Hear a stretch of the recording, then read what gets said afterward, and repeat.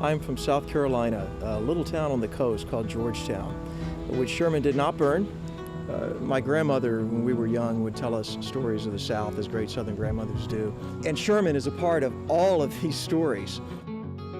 Almost every Southern town that was not burned in Georgia, North Carolina, and South Carolina has a reason they were not burned. Usually it's a romantic myth. Sherman didn't burn our town because he had a mistress here, or because it was so beautiful. But everybody wants that connection with this great Southern villain. It will tear Georgia apart. Fire!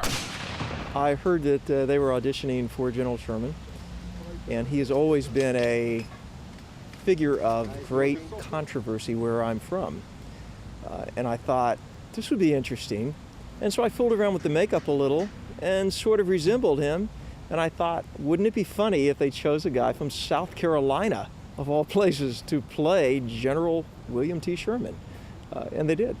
Grand. I have for years been portraying historical figures in their own words, Mark Twain and John F. Kennedy. I like to take people's own words and use them, and that was what was so appealing about this script.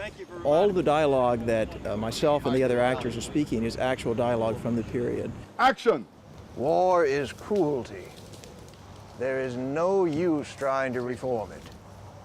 The crueler it is, the sooner it will be over. I had no second thoughts about playing Sherman because I'm a Southerner. I thought it would be fun, but I had no idea who Sherman really was.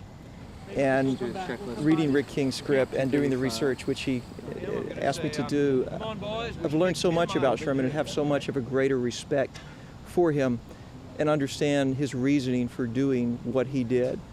It's still fun to hate him, but the actual history is quite different from the myth.